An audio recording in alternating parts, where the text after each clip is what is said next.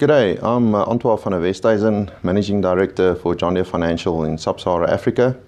I've been privileged to be part of the Deere family for the last 2.5 years, looking after the Sub-Saharan Africa financing arm of Deere. And it's really a privilege to be part of this company. Deere is not only a company that sells equipment into Africa, it's a company that really cares about our people. That's why our motto is we committed to the people that's linked to the land. In doing that, we provide training, we provide upliftment and education to our customers, and we help develop new customers into proper commercial agricultural farmers in Africa. I'm really privileged today to be sitting here with Omri van Zyl, Chief Executive Officer of Agri SA. Omri, it's been about a year, just over a year now, that you've been in this role in Agri SA. Tell us a bit about your experience and a bit about Agri SA. Well, it's been a really challenging and exciting journey so far. I mean, last year we obviously had the drought. We created a fund and we helped more than 12,000 commercial farmers. There has been some big issues on the table, land ceilings, AGOA, to name a few. Luckily, we managed to get our guys through that time period, and now there's new challenges on the horizon. We're looking at land, we're looking at how we grow our organization, we're looking at transformation, we're setting up a transformation hub. So it's a very exciting time in I think the history and the future of Agri SA as our strategy, as well as an inclusive growth strategy. How do we get more players into the sector? How do we tell the story of the farmer? How do we get guys in the value chain involved in telling those stories? And I think that's a very important focal point for us this year. That's absolutely a challenge, and I can imagine it keeps you busy. Just building on that, the economy worldwide, and specifically in South Africa, is facing some challenges. Just maybe your thoughts on the economy in South Africa, specifically as it pertains to agriculture? Well, the economy is growing at less than 1%, which is obviously creates its own challenges throughout the industry. The agricultural industry last year, I mean, we had a bit of a slump because of the drought. We saw outputs more or less 7% down in total. And several farmers have struggled to get through that season. But luckily with rains returning, and it's not everywhere, but I mean in most parts of South Africa we've had good rains. We look forward to really good crops. We look forward to a robust bounce back from what we had last year. And I think the agriculture economy is one of the stellar growth opportunities in South Africa and definitely in Africa. So, I see us taking that to the next level. Absolutely, I absolutely agree with you. And being in this role in Africa, we can see it throughout Africa. I think we are at that brink of breakthrough in many other countries in Africa. Just talking about the history, the past 3 years, the drought situation and the up that we're seeing now, farmers really need to make some really important financial choices and decisions now. Maybe just some of your thoughts on what's those decisions now, what's the challenges farmers face? You see, I think there's a couple of things in the mix, and the one is obviously the American foreign policy and how that will affect world economics. The other one is Brexit and the issues within the EU. So the whole global economy is a bit in turmoil. China is obviously tapering down, looking at more inward investment. So commodities have been, under pressure. And I think for the South African farmer, the question is, how do I diversify my investment? I mean, traditionally, agricultural land has grown actually quite remarkably well. So a lot of farmers have their equity in their land, and the guys that have invested in growing their land base have actually benefited from that strategy. There are some uncertainties around land ceilings and land expropriation and these kind of things, but from Agri SA side, we will be fighting this up into the highest level if it comes to that. But we promote the investment in agriculture. We see food security as a key imperative for South Africa, and there's lots of political noise that I think one needs to look beyond and look at the long-term investment potential of agriculture specifically. And I see that as a major growth node for the South African economy. No, absolutely. I cannot agree more with you.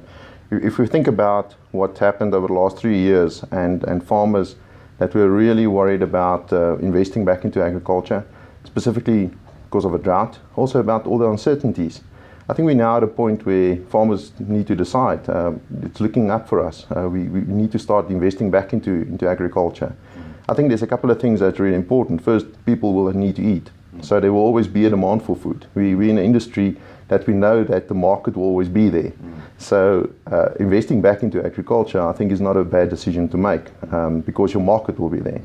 I think the influence that we see with America, with the new government in America, with Brexit, that is going to influence us. And I think farmers need to gather as much information as possible. And that's where your organization plays such an important role, is to channel information through to farmers, to help them make more informed decisions.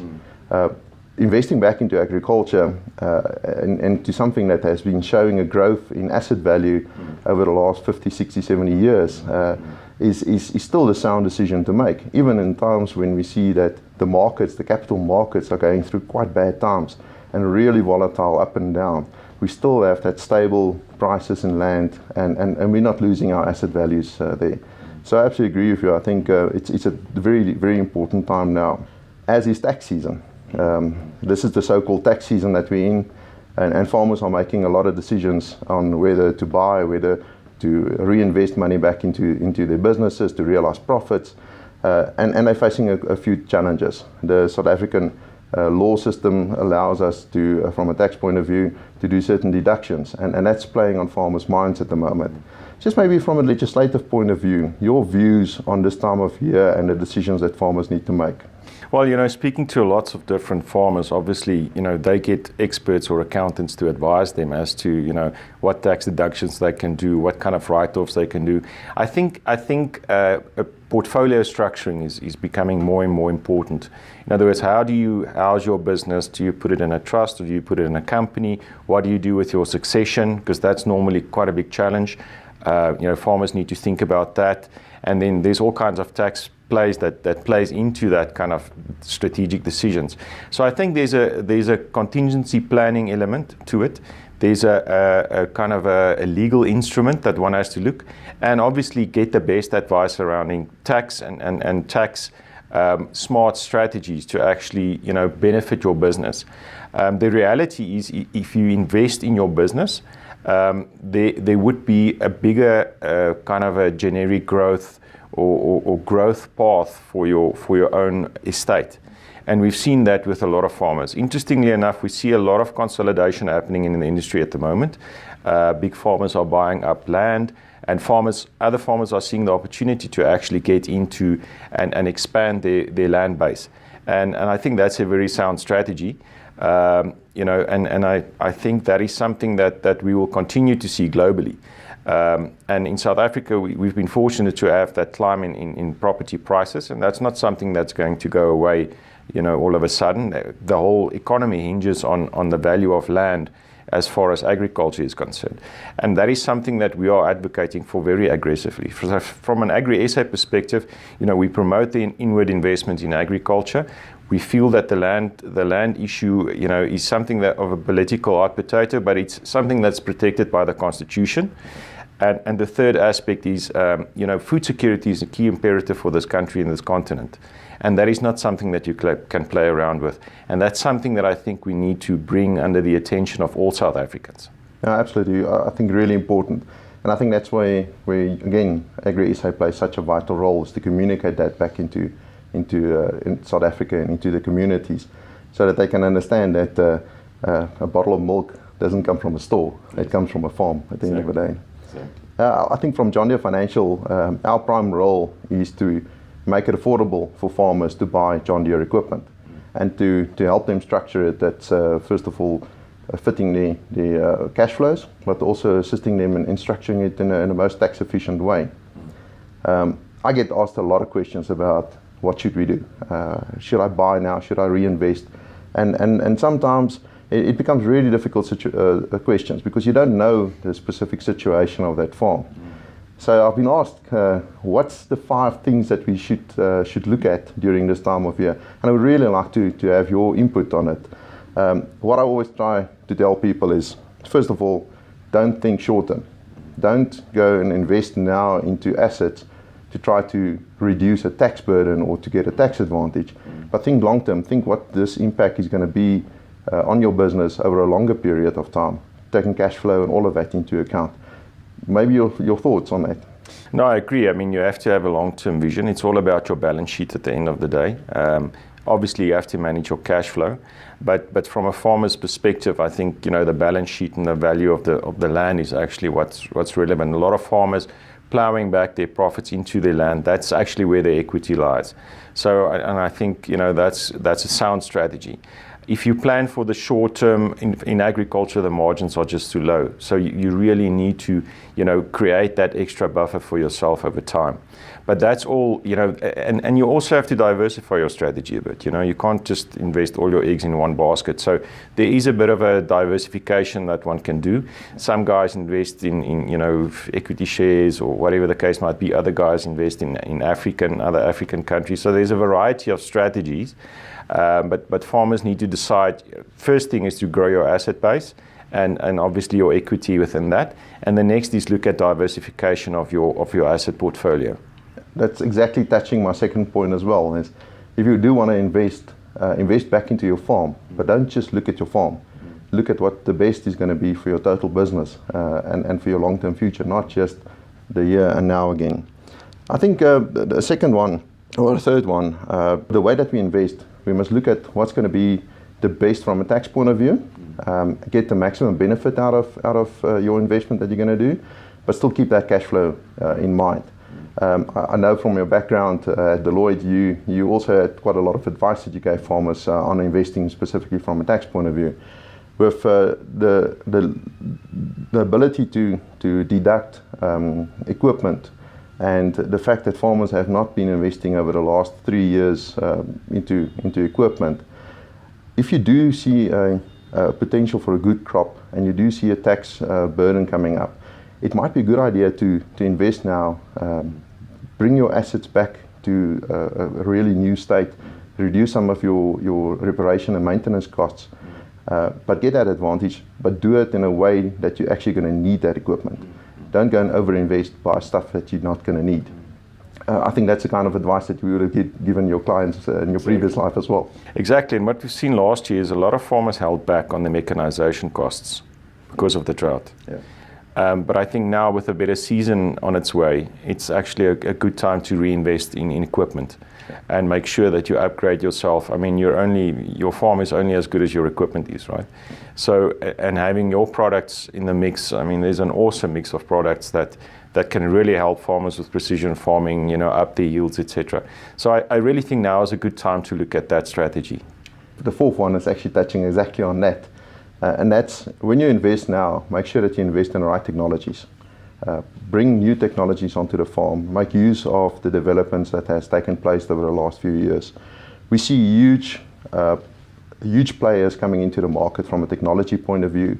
John Deere itself is investing quite a few $1 million per day into research and development to make technology help farmers be more productive and to produce more at the end of the day and be more cost effective. So if we do invest in the right things from an equipment point of view. I think if you look at the future of the world and where the planet is going, food security and water security is probably going to be the two main themes that will drive economies and states going forward. And I think part of that is the technology evolution within agriculture. So farmers have to be up to speed with what's happening there. They have to have the best kind of equipment in order to maintain their competitive advantage. And they'll find, as you will know, that having the best equipment actually enables you and makes your life a lot easier if you know how to deal with it. But there you have the advisory services and so on to help the farmers. So it's like, you can't go and play the Wimbledon final with a wooden racket these days. You need the best racket and the best strings. And I think that's what John Deere offers farmers. Absolutely. No, you're so right. And just on a side note, it's great fun driving around in those machines. I know. Just a last point. Part of what we do is we try to structure the transactions for a farmer that really helps him from a cash flow point of view. That's on the terms and just the way that he repays it. And VAT plays a big role in that. So as we know that VAT in a farming business these days is very important from a cash flow point of view. We're talking about big amounts of money. Yeah. And that can really put you in a downward or an upward just from a cash flow point of view. So part of advice is when you do loans, make sure that the loan that you structure, you use that VAT that you can claim back on the equipment to reduce the impact that it's going to have on your cash flow, to make sure that you don't put yourself under unnecessary stress. No, I mean, cash flow is king, right? And the VAT component obviously has a big impact on that. I mean, practically, it helps a lot to have that kind of, cash flow addition to your books, and it just helps you with. Apart from the financial aspect, it just gives you some peace of mind, and I think that's an important component. It really, really is. I must say, I'm really excited about what I'm seeing in South Africa. I'm really excited about what I'm seeing in Africa from a farming perspective. There's a lot of focus from the world also into agriculture in Africa. We're seeing a lot of money flowing into Africa. I think part of our responsibility is to make sure that money is used in the correct ways, and that it really helps to create that food security, which you talked about earlier. And I think there's great opportunity. We see the developments happening. We see the people that's reinvesting back into agriculture in Africa, young people coming back to farms because they don't see it as a poor man's job. They start seeing it as a career and helping alleviate food poverty in the world. It's really exciting for me. Maybe some closing thoughts from your side? Yeah, 2 weeks ago, I was at the World Farmers Organization in Rome. And it's interesting how they view South Africa. I mean, they view South Africa as the growth node of African agriculture and of food security. And internationally, our farmers have so much respect within the international community, from South America to Europe to North America. And I must say that I think we're on the right track in terms of where we are with our skills and our output and our commitment. The rest of the things we need to align, but we will. And I think, from there we can really build this picture a lot bigger. Omri, thank you very much for your time. Thanks, It was Antois. really great talking to you today. Pleasure.